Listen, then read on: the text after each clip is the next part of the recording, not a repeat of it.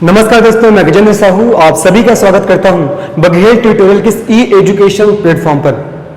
आज हम लोग पुनः हिंदी भाषा से संबंधित महत्वपूर्ण प्रश्नोत्तर पर चर्चा करेंगे और आज के हमारा चर्चा का विषय रहेगा भाषा बोध, अर्थात आज हम लोग भाषा बोध से संबंधित महत्वपूर्ण प्रश्नों पर चर्चा करेंगे। तो चलिए फिर आज की क्लास का शुभारंभ करते हैं और चलते हैं हमारे पहले क्वेश्चन पे।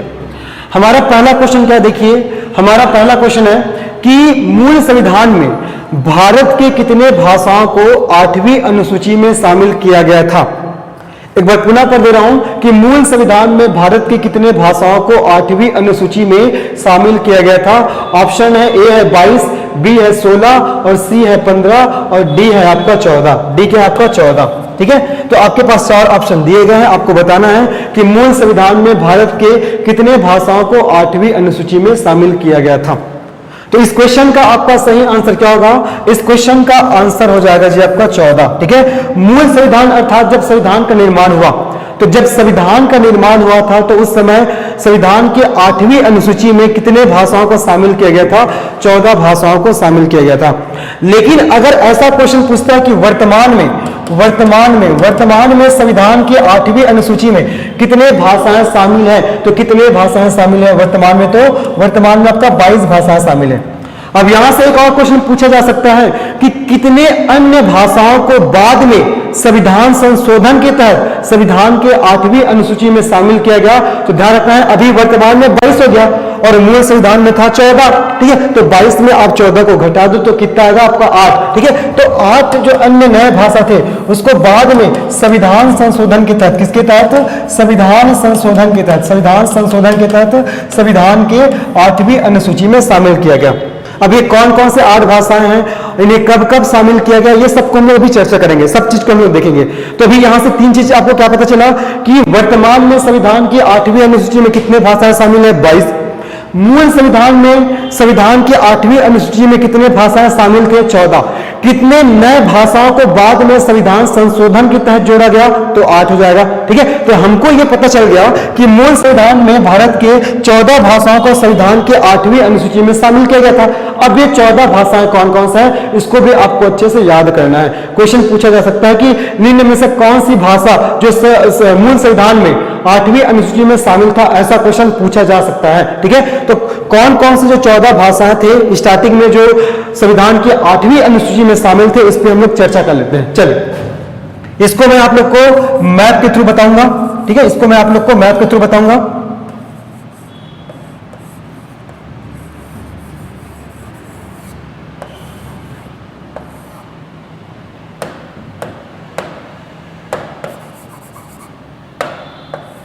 ये चलो, ये हो जाएगा हमारा भारत का मैप।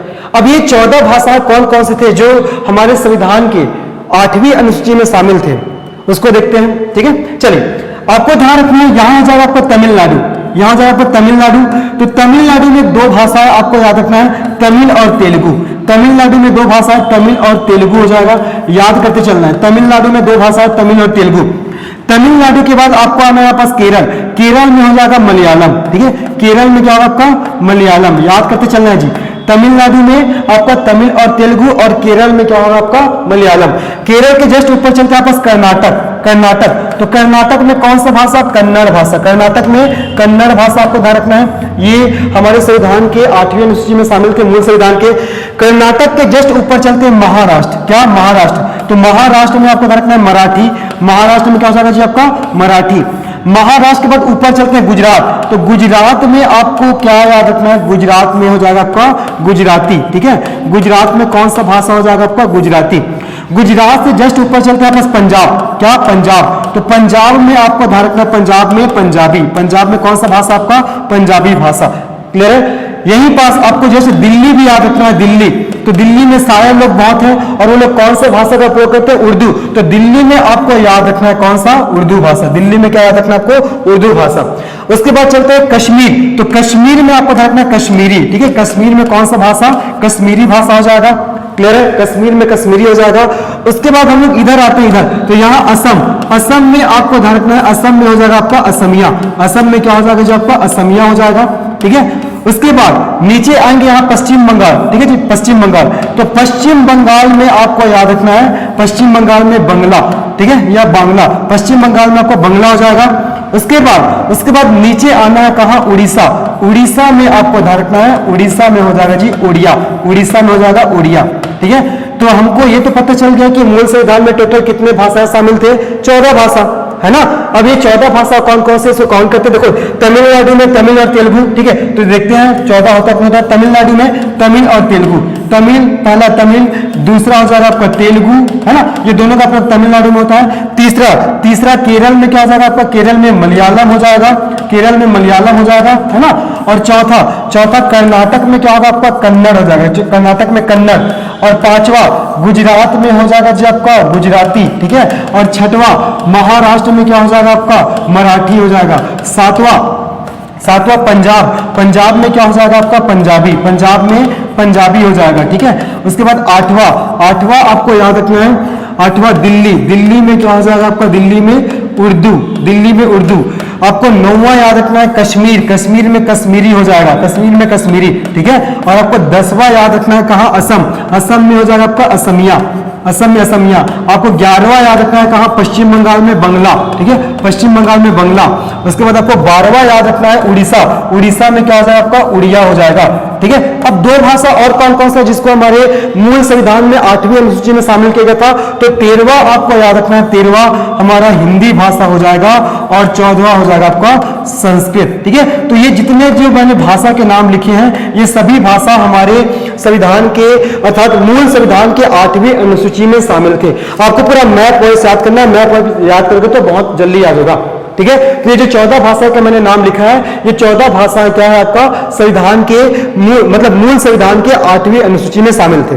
लेकिन वर्तमान में कितने, 22 है। अब ये बाद में कितने भाषाओं को जोड़ा गया, 8 भाषाओं को। तो अब ये 8 भाषा कौन कौन से है जिसको बाद में जोड़ा गया है, उसको भी हम लोग देखते हैं, और कौन कौन से संविधान संशोधन के तहत जोड़ा गया है उसको भी, ठीक है। चलिए तो देखते हैं कि कौन कौन से भाषाएं हैं, 8 भाषा जिसको बाद में जोड़ा गया है। चलो इसको भी बता रहा हूं, साथ में ही आपको याद करते चलना है, ठीक है, साथ में आपको याद करते चलना है। चलिए अब जो 8 भाषाओं को बाद में जोड़ा गया संविधान संशोधन के तहत, अब ये कौन कौन से भाषा है, तो इसके लिए आपको एक तरीका याद रखना है, ट्रिक याद रखना है, सेंधा नमक बोर्ड मास, ये एक तरीका है।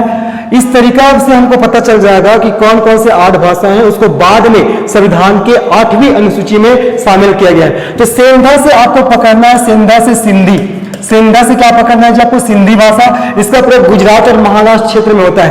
उसके बाद नमक से आपको पकड़ना है 3 भाषा, न से क्या हो जाएगा, न से नेपाली, न से क्या होगा आपका नेपाली, ठीक है। और म से क्या होगा आपका मणिपुरी, म से क्या हो जाएगा आपका मणिपुरी, है ना।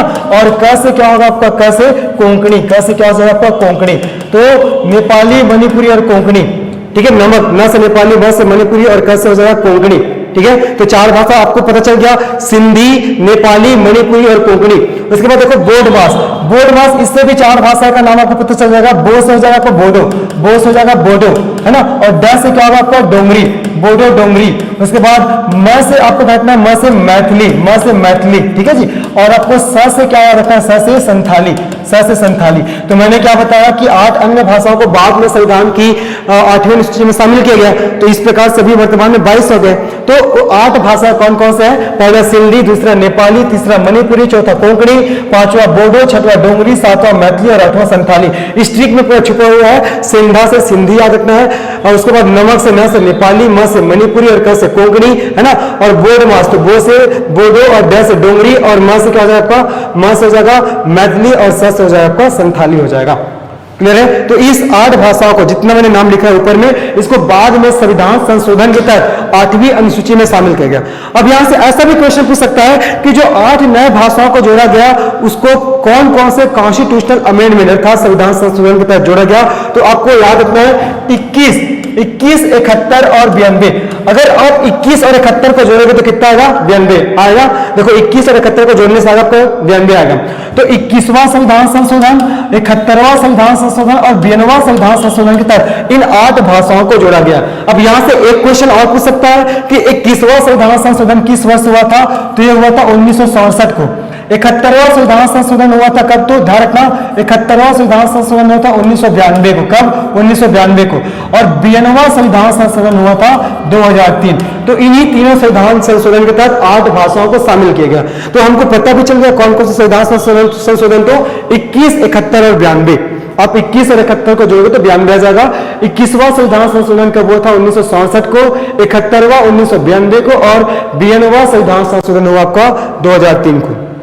ठीक है, तो 21वां संविधान संशोधन के तहत जोड़ा गया था कौन सी भाषा को? सिंधी भाषा को।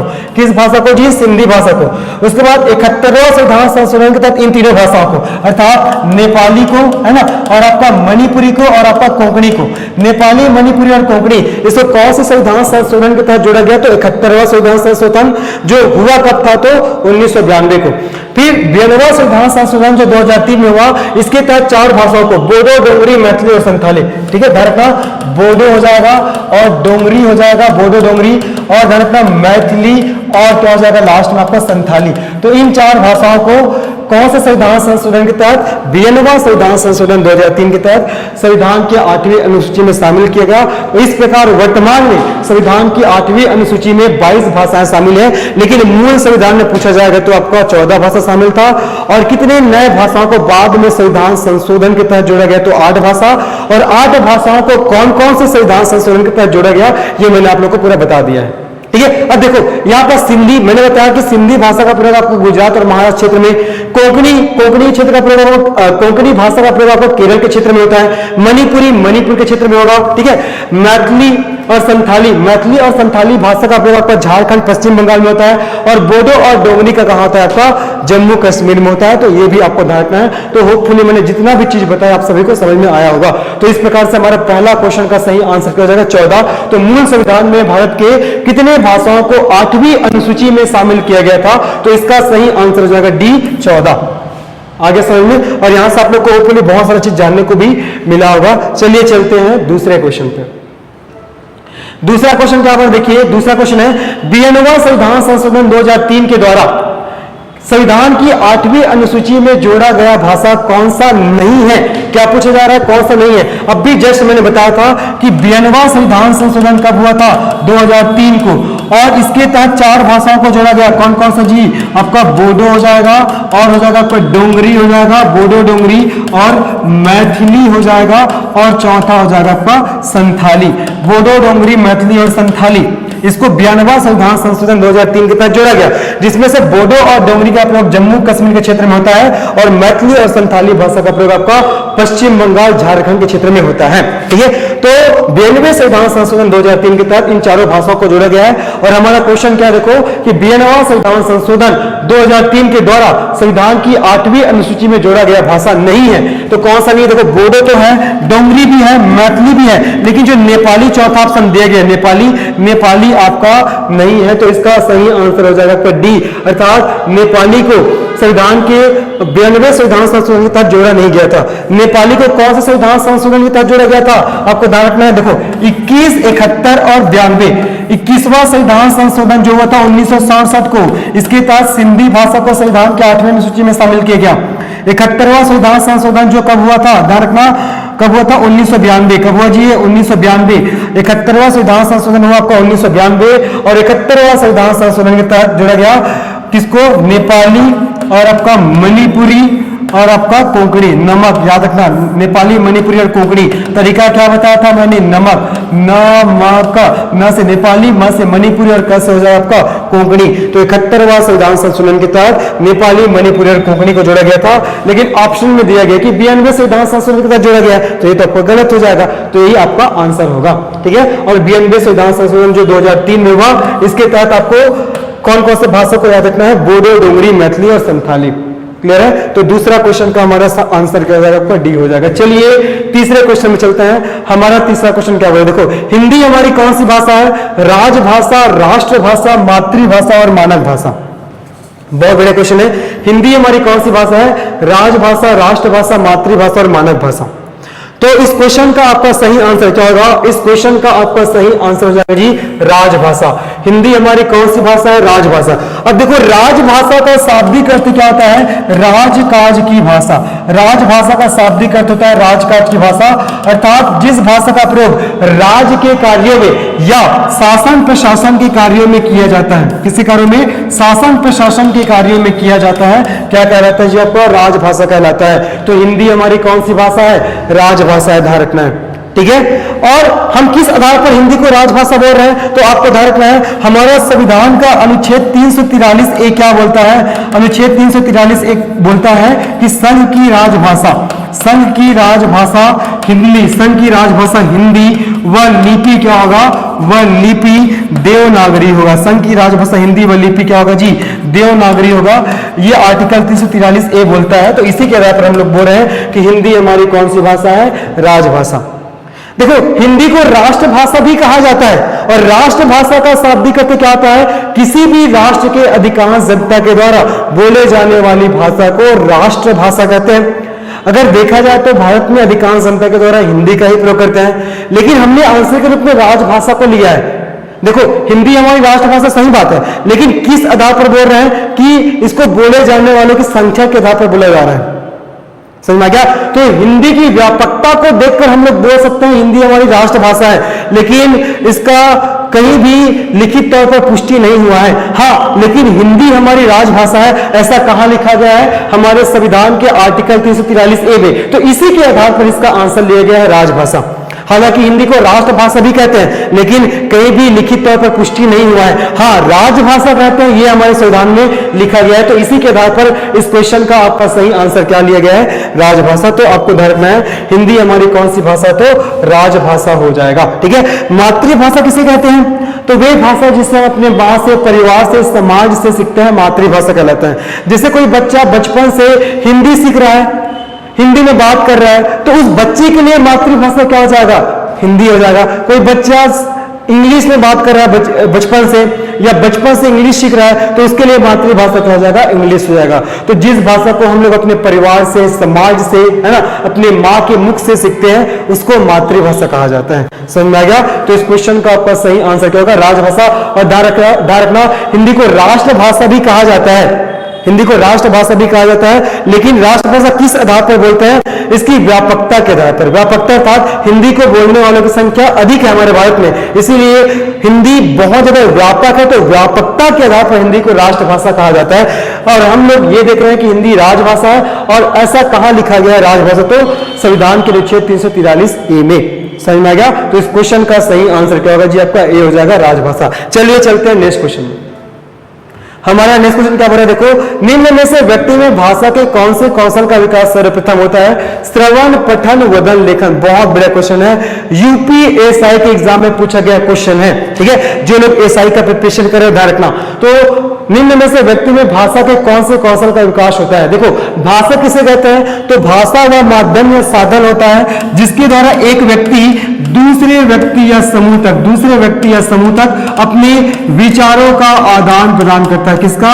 विचारों का आदान प्रदान करता है। तो भाषा वह माध्यम या साधन है जिसके द्वारा एक व्यक्ति दूसरे व्यक्ति या समूह तक अपने विचारों का आदान प्रदान करता है, इसको भाषा कहते हैं। तो क्वेश्चन पूछा गया है कि व्यक्ति में भाषा के कौन से कौशल का विकास सर्वप्रथम होता है? तो व्यक्ति में कौन कौन से कौशल का विकास होता है भाषा का, ये आपको ध्यान रखना बहुत जरूरी है। तो मैं लिख रहा हूं श्रवण हो जाएगा, उसके बाद वदन हो जाएगा, उसके बाद हो जाएगा आपका पठन, उसके बाद हो जाएगा आपका लेखन। श्रवण, वदन, पठन, लेखन। श्रवण का अर्थ होता है आपका सुनना, वदन का अर्थ होता है आपका बोलना, पठन का अर्थ होता है आपका पढ़ना, और लेखन का अर्थ क्या होता है आपका लिखना, ठीक है। अर्थात कोई व्यक्ति सबसे पहले सुनना सीखता है, फिर बोलना सीखता है, फिर पढ़ना सीखता है, फिर लिखना सीखता है। तो यही तो क्वेश्चन है कि निम्न में से व्यक्ति में भाषा के कौन से कौशल का विकास सर्वप्रथम होता है? तो कौन से कौशल का? आपका श्रवण कौशल का। किसका? श्रवण कौशल का। अर्थात व्यक्ति सबसे पहले सुनना सीखता है, सुनने के बाद बोलना सीखता है, बोलने के बाद पढ़ना सीखता है, पढ़ने के बाद लिखना। अगर मैं इंग्लिश की बात करूं तो सबसे पहले व्यक्ति में लिसनिंग का गुण विकसित होता है, उसके बाद वो बोलना सीखता था, स्पीकिंग का गुण, उसके बाद रीडिंग का, देन उसके बाद राइटिंग का, ठीक है। तो इस क्वेश्चन का आपका सही आंसर क्या हो जाएगा? श्रवण, वदन, पठन, लेखन, अर्थात सुनना, बोलना, पढ़ना और लिखना। तो इस क्वेश्चन का सही आंसर ए हो जाएगा। चलिए चलते हैं हमारे नेक्स्ट क्वेश्चन में, चौथा क्वेश्चन। देखिए हिंदी किस भाषा परिवार की भाषा है?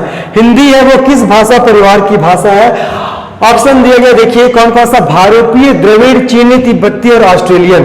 ठीक है, भारतीय, द्रविड़, चीनी, तिब्बती और ऑस्ट्रेलियन। ध्यान रखना है, जो भाषा परिवार को 4 भागों में बांटा गया। कितने भागों में? 4 भागों में बांटा गया भाषा परिवार को। कौन कौन सा? पहला हो जाएगा आपका भारोपीय, दूसरा हो जाएगा जी आपका द्रविड़ हो जाएगा, और तीसरा हो जाएगा आपका चीनी तिब्बती। तीसरा क्या हो जाएगा आपका? चीनी तिब्बती। और चौथा हो जाएगा आपका ऑस्ट्रेलियन। तो भाषा परिवार को इन्हीं 4 भागों में बांटा गया है, जिसमें से सबसे बड़ा, ध्यान रखना, यह भी क्वेश्चन पूछा जाता है कि सबसे बड़ा भाषा परिवार कौन सा है? तो ध्यान रखना, जो भारतीय भाषा परिवार है ये सबसे बड़ा भाषा परिवार है, और इसी भारतीय भाषा परिवार के अंतर्गत कौन सा भाषा आता है आपका? हिंदी भाषा। मतलब हमारा कौन सा भाषा आता है? हिंदी भाषा आता है। तो एक क्वेश्चन था कि हिंदी किस भाषा परिवार की भाषा है, तो इस क्वेश्चन का सही आंसर क्या होगा जी? भारतीय, जो सबसे बड़ा भाषा परिवार है। ठीक है, और आप सभी को पता है कि हमारे संविधान के अनुच्छेद 343 ए के आधार पर क्या है कि संघ की राजभाषा हिंदी व लिपि देवनागरी होगा। ये बोलते हैं हमारा आर्टिकल 343 ए, अर्थात हमारी हिंदी हमारी कौन सी भाषा है? तो राजभाषा है। आगे समझ में, तो हिंदी किस भाषा परिवार की भाषा है? तो भारतीय। और 4 भाषा परिवार होते हैं, भारतीय, द्रविड़, चीनी, तिब्बती और ऑस्ट्रेलियन। और सबसे बड़ा भाषा परिवार कौन सा है? तो आपका भारतीय हो जाएगा। चलिए चलते हैं नेक्स्ट क्वेश्चन में।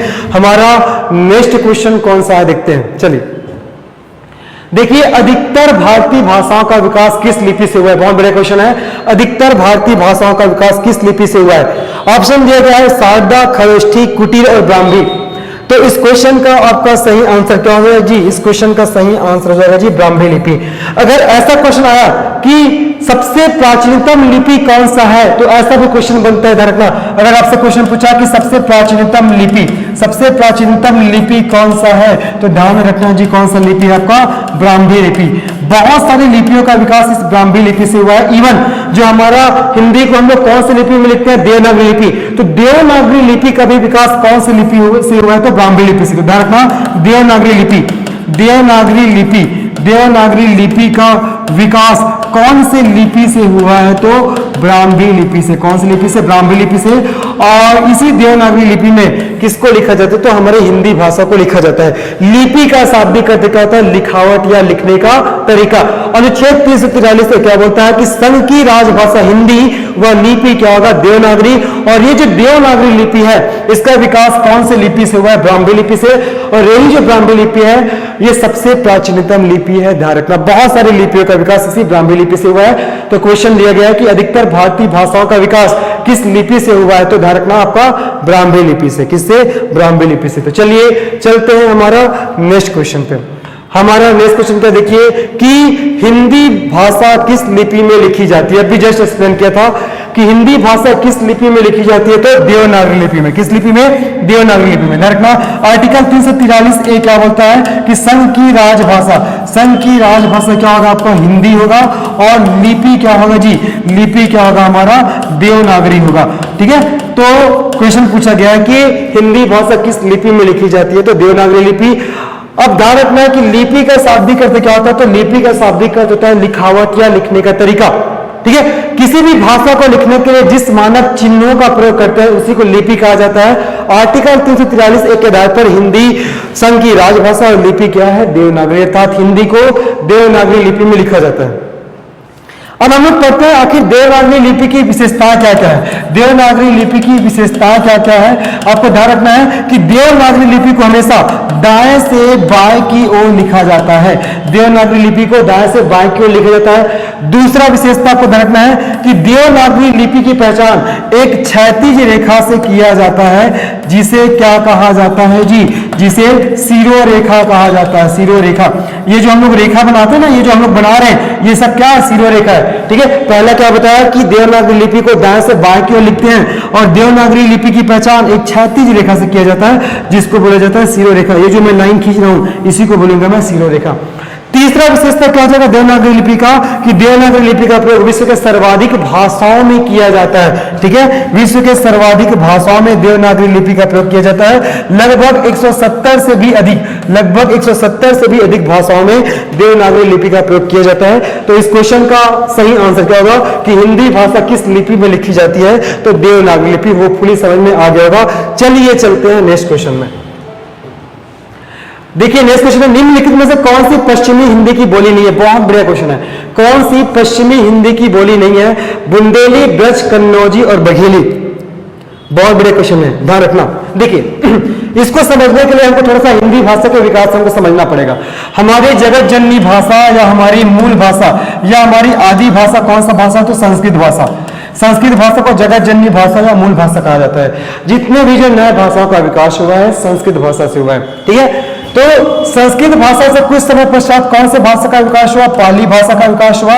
और इस पाली भाषा को बौद्ध धर्म ने संरक्षण दिया था, अर्थात बौद्ध धर्म के अधिकांश धर्म महाग्रंथ वो कौन से भाषा में लिखे गए थे? पाली भाषा में। पाली भाषा के बाद कौन से भाषा का विकास हुआ? प्राकृत भाषा का विकास हुआ। कौन से भाषा का? प्राकृत भाषा का। प्राकृत भाषा को किस धर्म ने संरक्षण दिया? तो जैन धर्म ने। जैन धर्म के अधिकांश महाग्रंथ वो प्राकृत भाषा में लिखे गए थे। प्राकृत भाषा के बाद अपभ्रंश भाषा का विकास हुआ। कौन सा भाषा का? अपभ्रंश भाषा का। ठीक है, फिर अपभ्रंश के बाद आया था अवहट्ट भाषा। ठीक है, कौन सा भाषा आपका? अवहट्ट भाषा। ये भी आपको ध्यान रखना है। फिर इस अपभ्रंश के दो रूप हुए, ध्यान रखना। अपभ्रंश के बाद इसके दो रूप हुए, कौन कौन सा? ध्यान रखना जी आपको। अर्धमागधी अपभ्रंश, अर्धमागधी अपभ्रंश हो जाएगा। और दूसरा हो जाएगा आपका सौरसेनी अपभ्रंश। ठीक है, अर्धमागधी अपभ्रंश और सौरसेनी अपभ्रंश ध्यान रखना है। अर्धमागधी और सौरसेनी, अर्धमागधी अपभ्रंश और सौरसेनी अपभ्रंश, ये आपको ध्यान रखना।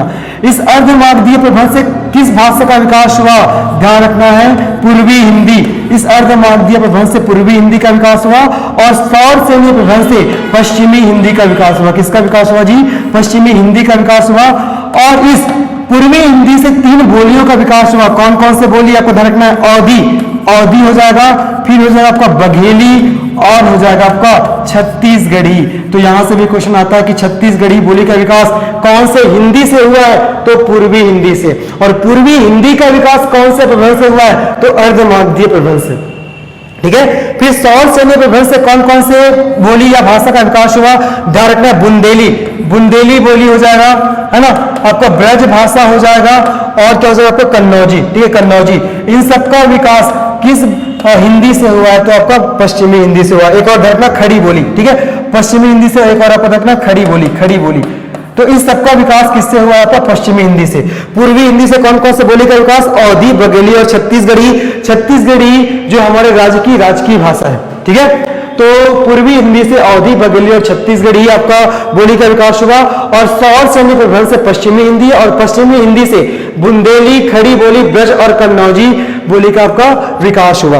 तो क्वेश्चन पूछा गया कि देखो कौन सी पश्चिमी हिंदी की बोली नहीं है? बुंदेली तो है, देख लिए, है ना, ब्रज भी है, देख लिए, कन्नौजी भी है, लेकिन बघेली है, ये आपका पश्चिमी हिंदी की बोली नहीं है। ये बघेली कौन सी हिंदी की बोली है जी? आपका पूर्वी हिंदी। कौन सी बोली का? पूर्वी हिंदी। तो इस क्वेश्चन का सही आंसर क्या हो जाएगा? आपका डी आ जाएगा। बघेली आपका पश्चिमी हिंदी की बोली नहीं है। कौन सी हिंदी की बोली है? पूर्वी हिंदी की। चलिए, और इसको अच्छे से याद रखना जो मैंने बताया उसको। ठीक है, चलते हैं नेक्स्ट क्वेश्चन में। नेक्स्ट क्वेश्चन क्या देखिए कि भारतीय संविधान में किस अनुच्छेदों में राजभाषा संबंधित प्रावधान का उल्लेख है? देखिए बहुत बड़ा क्वेश्चन है, तो आप सभी को ध्यान रखना। अगर आपसे पूछा जाएगा कि हमारे संविधान के कौन से भाग में राजभाषा से संबंधित प्रावधान है, तो भाग 17। अगर आपसे पूछेगा कौन से अनुच्छेद में राजभाषा से संबंधित प्रावधान है, तो ध्यान रखना अनुच्छेद 343 से 351। अनुच्छेद 343 से 351 के बीच क्या है आपका?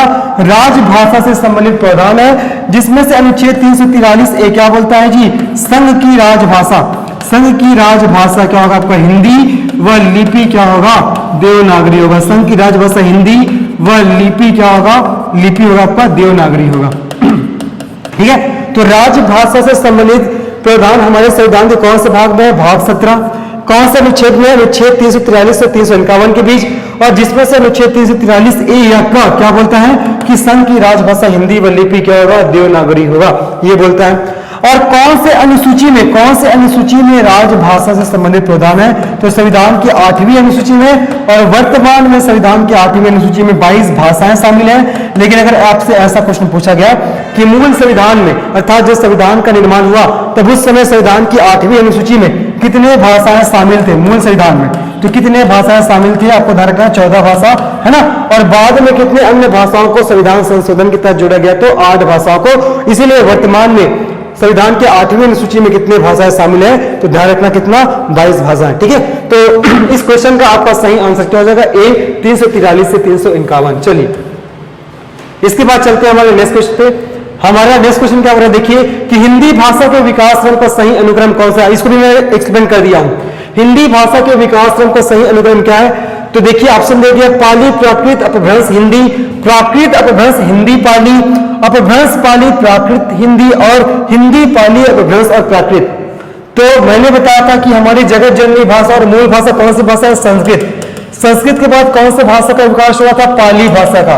पाली के बाद आपका प्राकृत भाषा का, प्राकृत के बाद आपका अपभ्रंश भाषा का, ठीक है। अपभ्रंश के बाद हो जाएगा आपका सौर सेनी और अर्धमागधी। ध्यान रखना, सौर सेनी अपभ्रंश हो जाएगा और हो जाएगा आपका अर्धमागधी, अर्धमागधी, ठीक है। तो सौर सेनी अपभ्रंश से किस भाषा का विकास हुआ? किस हिंदी का? सौर सेनी से आपका पश्चिमी हिंदी का विकास हुआ और अर्धमागधी अपभ्रंश से आपका पूर्वी हिंदी का विकास हुआ है। तो ये आपको ध्यान रखना है, ठीक है। अब देखिए संस्कृत, पाली, प्राकृत, अपभ्रंश, ठीक है। तो संस्कृत तो स्टार्टिंग में नहीं दिया गया है, कहां से शुरू किया? पाली से। तो पाली, पाली के बाद प्राकृत, प्राकृत के बाद अपभ्रंश, अपभ्रंश के बाद हो जाएगा आपका हिंदी। तो यही आपका सही आंसर होगा।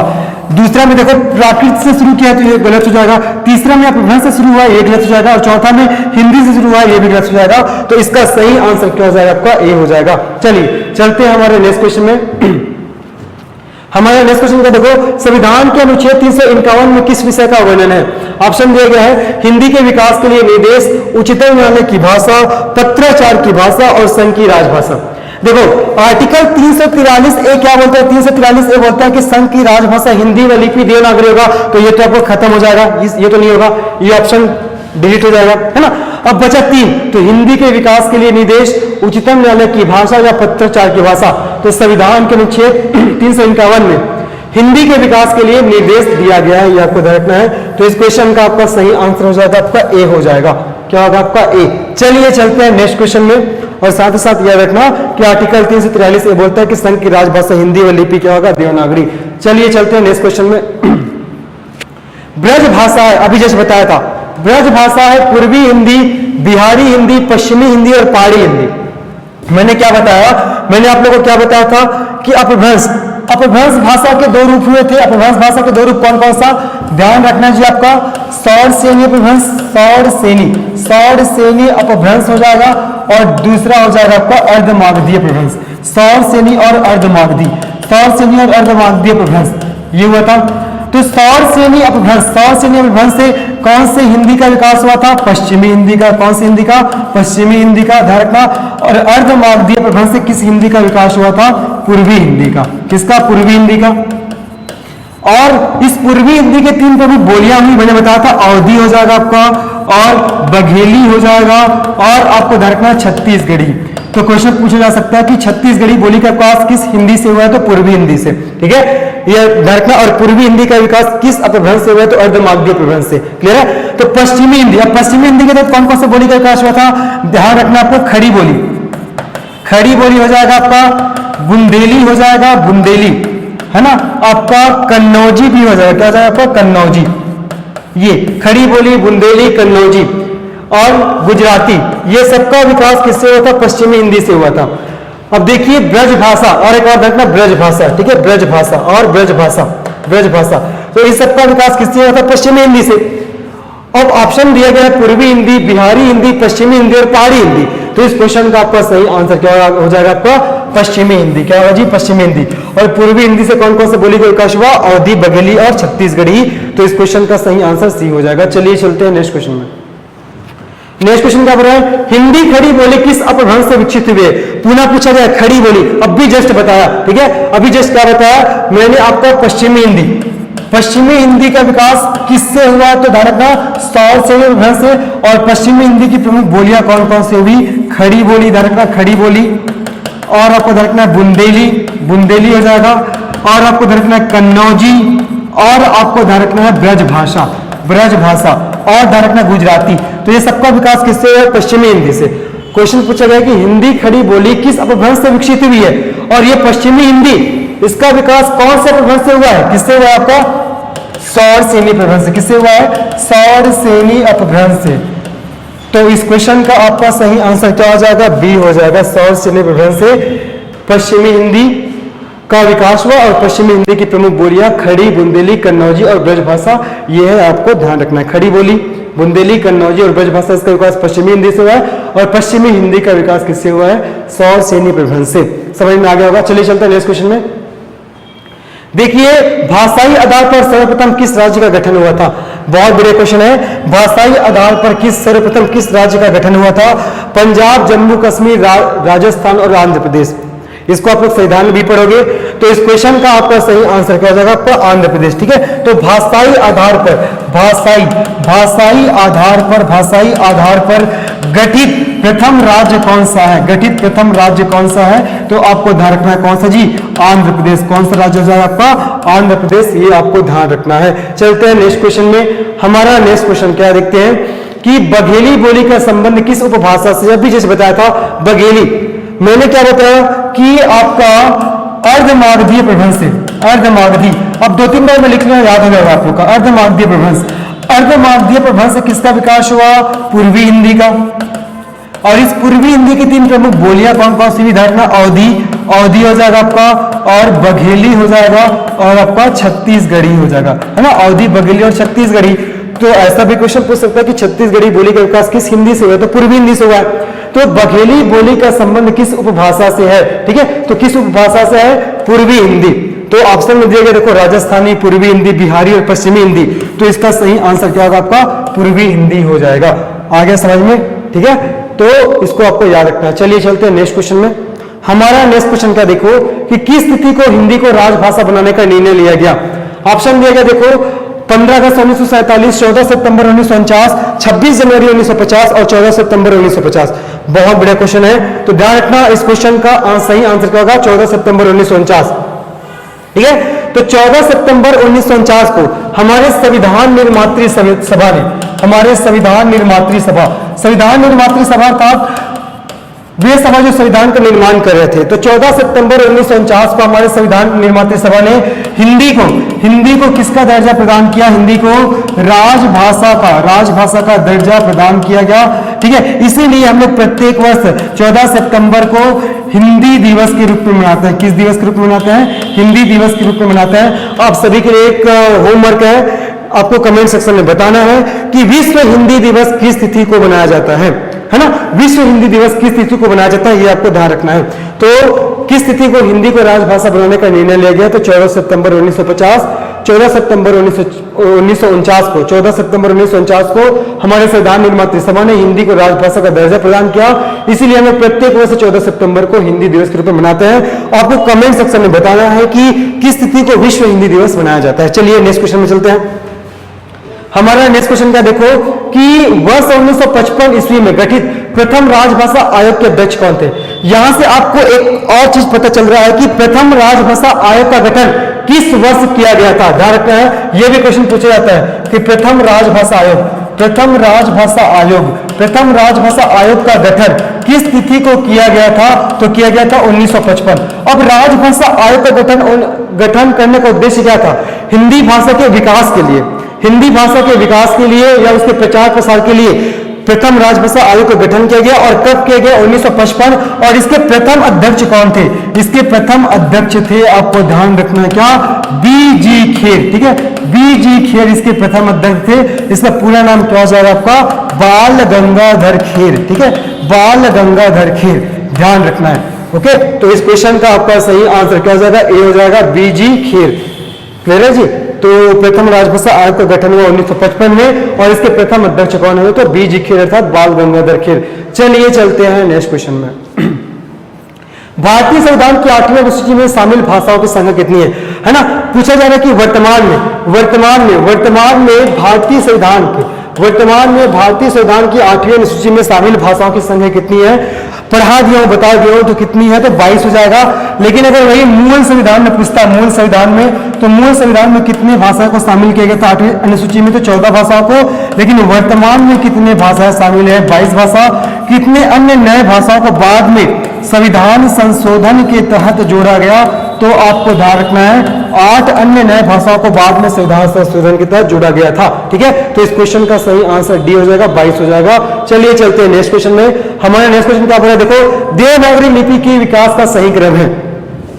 देवनागरी लिपि के विकास का सही क्रम है, देखिए ऑप्शन दिए गए हैं, गुप्त लिपि, ब्राह्मी, देवनागरी, फिर नागरी। नागरी लिपि, ब्राह्मी लिपि, गुप्त लिपि और देवनागरी लिपि। ब्राह्मी लिपि, गुप्त लिपि, नागरी लिपि और देवनागरी लिपि, फिर लास्ट है गुप्त लिपि, नागरी लिपि, ब्राह्मी लिपि और देवनागरी लिपि। तो पूछा गया देवनागरी लिपि के सही विकास क्रम कौन सा है, तो ध्यान रखना मैंने आपको बताया था कि ब्राह्मी लिपि सबसे प्राचीनतम लिपि है और देवनागरी लिपि का विकास किस लिपि से है, ब्राह्मी लिपि से। तो सबसे प्राचीनतम कौन सा है आपका, ब्राह्मी लिपि, तो ये प्राचीनतम हो जाएगा। ब्राह्मी लिपि के बाद गुप्त लिपि का विकास हुआ, उसके बाद नागरी लिपि का विकास हुआ, उसके बाद देवनागरी लिपि का विकास हुआ है। तो इस क्वेश्चन का आपका सही आंसर क्या होगा जी, आपका सी हो जाएगा। ठीक है, इसीलिए ब्राह्मी लिपि को सबसे प्राचीनतम लिपि माना जाता है और देवनागरी लिपि का विकास किस लिपि से हुआ है, तो आपका ब्राह्मी लिपि से। ठीक है, और हमारे हिंदी को कौन से लिपि में लिखा जाता है, तो देवनागरी लिपि। तो इस क्वेश्चन का सही आंसर हो जाएगा आपका सी हो जाएगा। चलिए चलते हैं नेक्स्ट क्वेश्चन में। ठीक है, हमारे नेक्स्ट क्वेश्चन क्या, देखो पश्चिमी हिंदी की 2 बोलियों का सही युग्म है। अब मैं इसको 3-4 बार बता दिया हूं, है ना, आप लोग को आंसर लगाने हैं और आप लोग लगा भी लिए होंगे। बताओ कौन सा इसका सही आंसर होगा। पश्चिमी हिंदी के 2 बोलियों का सही युग्म है कन्नौजी, अवधी, ब्रज बघेली और छत्तीसगढ़ी, बांगरू और खड़ी बोली और बुंदेली। ठीक है, अवधी, ये जो अवधी बोली का विकास किससे हुआ है, अवधी का विकास किससे हुआ है, आपका पूर्वी हिंदी से हुआ है, पूर्वी हिंदी से। तो ये ऑप्शन आपको गलत हो जाएगा। ठीक है, देखो ब्रज भाषा, ब्रज भाषा का विकास तो हुआ पश्चिमी हिंदी से, लेकिन बघेली बोली का विकास किससे हुआ है, पूर्वी हिंदी से, पूर्वी हिंदी से हुआ है। लेकिन हमको बताना क्या है, पश्चिमी हिंदी की 2 बोलियों को बताना है, लेकिन बघेली का विकास, अवधी का विकास किससे हुआ है, पूर्वी हिंदी से हुआ है। तो ये भी ऑप्शन गलत हो जाएगा। फिर देखो छत्तीसगढ़ी और बांगरू, छत्तीसगढ़ी और बांगरू, तो छत्तीसगढ़ी का विकास किससे हुआ है, पूर्वी हिंदी से हुआ है। तो ये भी आपका गलत हो जाएगा, ये भी ऑप्शन आपका गलत हो जाएगा। अब लास्ट बचा खड़ी बोली और बुंदेली, तो खड़ी बोली और बुंदेली, इसका विकास किस हिंदी से हुआ है, तो पश्चिमी हिंदी से। ध्यान रखना पश्चिमी हिंदी से, ध्यान रखना है, बहुत इंपॉर्टेंट है। पश्चिमी हिंदी से कौन कौन से बोली का विकास हुआ है, आपका कन्नौजी हो जाएगा, कन्नौजी, है ना, आपका ब्रज बोली हो जाएगा, आपका खड़ी बोली हो जाएगा, खड़ी बोली, कन्नौजी बोली, ब्रज बोली और खड़ी बोली, और आपको लास्ट में ध्यान रखना है बुंदेली बोली। तो इन सभी बोलियों का विकास कौन सी हिंदी से हुआ है, तो आपका पश्चिमी हिंदी से। ठीक है, तो इस क्वेश्चन का सही आंसर क्या होगा, इस क्वेश्चन का सही आंसर डी हो जाएगा, खड़ी बोली और बुंदेली। बाकी अवधी, बघेली और छत्तीसगढ़ी, इसका विकास तो पूर्वी हिंदी से हुआ है। ठीक है, तो इस क्वेश्चन का आंसर आपका क्या होगा, डी हो जाएगा। ठीक है, 12वां विश्व हिंदी दिवस किस देश में आयोजित किया गया था, इसका आयोजन हाल ही में हुआ है। ठीक है, इसका जो आयोजन हुआ है हाल ही में हुआ है, और इसका उद्देश्य क्यों है, विश्व हिंदी दिवस क्या उद्देश्य क्या था, ध्यान रखना, विश्व हिंदी दिवस का उद्देश्य था हिंदी को विश्व स्तर पर व्यापकता दिलवाना, इसका प्रमुख उद्देश्य था, है ना। तो 12वां विश्व हिंदी दिवस ये किस देश में आयोजित किया गया था, तो इस क्वेश्चन का आपका सही आंसर क्या हो जाएगा, आपका फिजी हो जाएगा। क्या हो जाएगा आपका जी, फिजी हो जाएगा। ठीक है, तो क्वेश्चन नंबर 12 का सही उत्तर होगा आपका ए हो जाएगा। और ध्यान रखना हिंदी दिवस कब मनाया जाता है, तो 14 सितंबर 1949 को। 14 सितंबर 1949 को हमारे संविधान निर्माता सभा ने हिंदी को राजभाषा का दर्जा दिया, इसलिए 14 सितंबर को हम लोग हिंदी दिवस के रूप में मनाते हैं। और मैंने आप लोग को एक होमवर्क दिया, आपको कमेंट सेक्शन में बताना है कि विश्व हिंदी दिवस किस तिथि को मनाया जाता है ना। और यहां से एक और आपको ध्यान रखना है कि अभी जो सम्मेलन हुआ था, हिंदी सम्मेलन, वो कौन से क्रम का था, तो वो 12वें क्रम का था। कौन से क्रम का था, 12वें क्रम का था। तो ऐसा भी क्वेश्चन पूछा जा सकता है, ये हाल ही में हुआ है। ठीक है, तो ये भी आपको ध्यान रखना है। ठीक है, और आपको कमेंट सेक्शन में बता दें कि विश्व हिंदी दिवस किस तिथि को मनाया जाता है। ठीक है, तो ये रहा हमारा क्वेश्चन। इस क्वेश्चन का आपका सही आंसर क्या हो जाएगा, आपका ए हो जाएगा, फिजी। ठीक है, चलिए नेक्स्ट क्वेश्चन में चलते हैं। नेक्स्ट क्वेश्चन क्या है, यही हमारा लास्ट क्वेश्चन था। होपफुली आप सभी को अच्छे से समझ में आया होगा। अब देखिए एग्जाम बहुत पास है, जितने हमने क्वेश्चन देखे आपके एडीए के एग्जाम के दृष्टिकोण से भी इंपॉर्टेंट है, आपका आने वाला हॉस्टल वार्डन के एग्जाम के लिए भी इंपॉर्टेंट है, आपका एसआई के एग्जाम के लिए भी इंपॉर्टेंट है, ठीक है। जितने भी अपकमिंग जो एग्जाम है, आने वाले एग्जाम है, सबके लिए आपका इंपॉर्टेंट है, ठीक है। तो इसको अच्छे से करिए। इससे पहले हमने पर्यावरण शब्द से संबंधित एक वीडियो भी डाल दिए है और साथ ही साथ मैंने एसआई के मेंस के सिलेबस पे भी चर्चा किया हुआ है। तो अगर आप उसको नहीं देखा तो जाके देखिएगा, हमारे चैनल में अपलोडेड है। होपफुली समझ में आया होगा। अच्छे से रिवाइज करिए। धन्यवाद।